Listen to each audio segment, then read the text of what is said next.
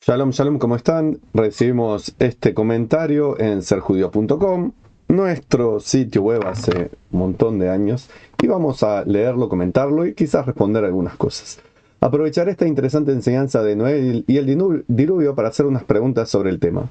A ver qué me puede decir Moraribko, me interesa su opinión y la de los sabios judíos que usted conozca. ¿A qué se debió que una vez la familia de Noé fue elegida y salvada del aterrador diluvio en vez de seguir la voluntad de Dios o a rajatabla, ya que Dios cumple lo que promete y no es traidor y ve con buenos ojos a los creyentes humildes y obedientes?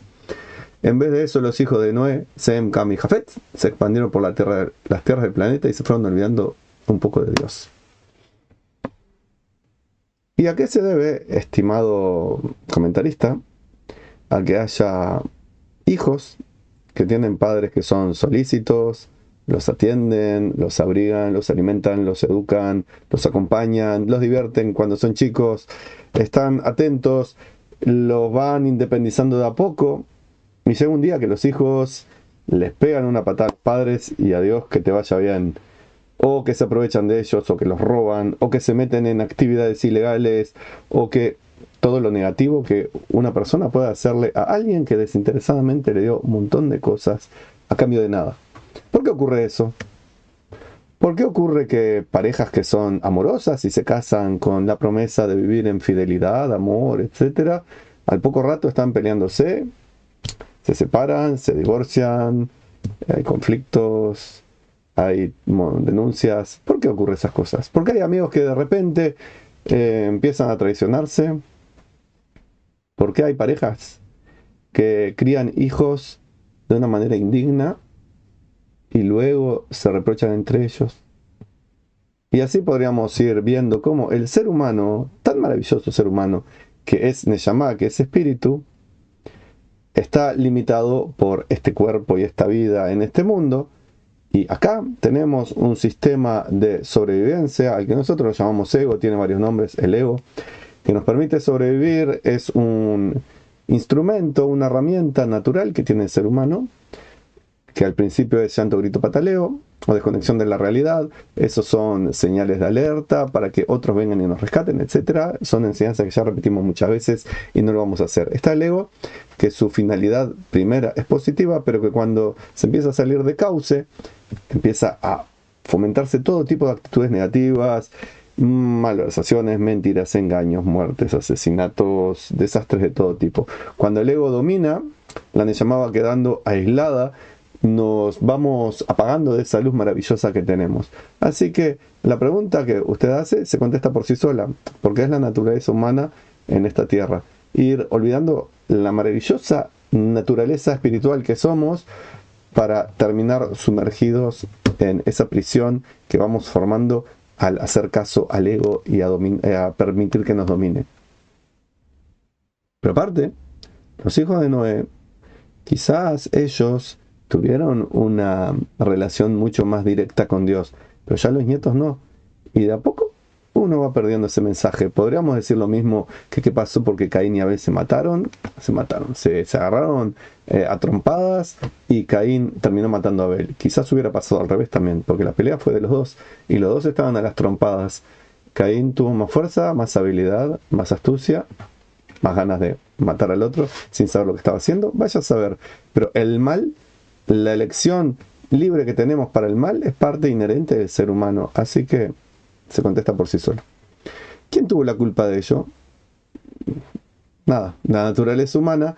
Y al ir dejando de lado el mensaje espiritual para quedarnos con las instigaciones del ego, entonces cada uno, más que culpa, es responsable de ir abandonando el camino del bien, dando pasos cada vez más alejados, ir plantando semillas de arbustos negativos, de malas hierbas. ¿Fue debido a que los hijos de Noé hicieron uso de su libre albedrío para no seguir el camino de Dios? Es que ellos no era que no querían seguir el camino de Dios. Ellos iban dando excusas para ir dando pasos hacia otro camino. Pero no era que decían, me quiero rebelar contra Dios, odio a Dios, no creo en Dios, escupo en Dios. Nada que ver. Ellos hacían su vida y de a poco se fueron alejando. Primero fue Ham el que se alejó más, tenía una naturaleza más, digamos, primitiva, más apegado a lo material. Yafet era mucho más apegado a lo espiritual, y Shem era totalmente apegado a lo espiritual. De hecho, el famoso Melquisedec, o como le quieran decir en la Biblia, es Shem, según la tradición judía, que se remonta al momento en que Shem vivía. Shem, el famoso Shem, Sem, acá como usted le pone, es Melquisedec. Él siguió siendo una persona leal a Dios en una época en que ya no se permitía, pasaron muchos siglos, ya no se permitía ser leal a Dios. ¿Por qué? Porque había surgido un emperador, Nimrod, el primer emperador, el primero que estableció una religión formal, el primero que se hizo llamar hijo de virgen, hijo de un dios, hijo nacido un 25 de diciembre, lo que sería actualmente, en un pesebre, etc. Nimrod perseguía a los creyentes y seguidores de un solo Dios, porque él estableció esta religión universal de la tierra, que era parte de su dominio imperial. Así que tenemos el ego, el abuso de a poco de las personas, de cosas que en principio no era para hacer mal, pero una cosa va llevando a otra. Como dicen los sabios, una buena acción genera otra buena acción y una mala acción genera otra mala acción, y así se forman cadenas positivas o negativas. ¿O acaso Noé no se mostró inflexible con las enseñanzas recibidas por sus hijos y debió obligarles a respetar más la voluntad de Dios? Los hijos ya eran grandes, los hijos ya hacían su vida, y si usted supiera todo lo que pasó con los hijos o nietos de Noé, al poquito salir del barco, no estaría echándole la culpa a Noé. Quizás son hijos de una generación perversa, y Noé hizo lo que podía. Por algo la Torá dice que era Noaj el recto en esa generación, no dice Noaj y sus hijos. Así que quizás eran producto de una generación y los malos pasos que fueron dando por sí mismos, cada uno responsable de las decisiones que toma. O quizás Dios ya tenía bien preparada la aparición de un hombre más recto y cumplidor unas cuantas generaciones después, como fue Abraham, el padre de los hebreos. Lo que Dios tiene preparado o no, no lo vamos a saber nosotros, a no ser que haya una profecía de un profeta de verdad y que sepamos la interpretación correcta de esa profecía de la verdad. Noaj era el Mesías de su época, así como Adán era el Mesías de su época y Abraham el Mesías de su época. Cada época tiene a su Mesías. Mesías no quiere decir un hijo de Dios, no es un ser maravilloso, no es un Papá Noel espacial. Mesías es aquella persona que puede conducir a los demás a ampliar su conciencia espiritual, a darse cuenta que no tenemos que seguir siendo esclavos del ego, sino que tenemos que ser lo que realmente somos, Neshama, viviendo en un cuerpo limitado, y por eso hacer el camino espiritual de una manera espléndida. No a través de magia, no a través de milagros, no haciendo cosas que son irracionales y fuera de lo natural, sino simplemente abriendo la mente a la conciencia, el corazón a la conciencia, las manos a la acción solidaria, guiadas por lo espiritual.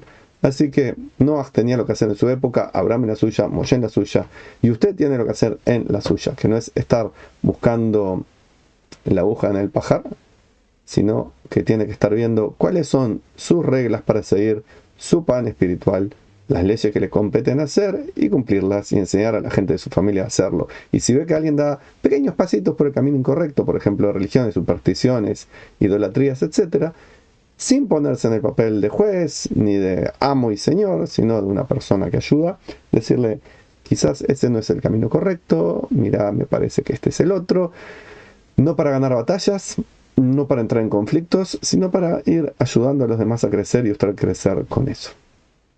Si este video le ha servido, sería fantástico que le dé like, lo agradezca, lo comparta, se suscriba, etc. De mi parte les deseo a todos shalom y bendiciones, y en especial paz para Israel y un justo y severo castigo para los terroristas y para sus cómplices del mundo, esos que van con banderitas y carteles de odio. Shalom.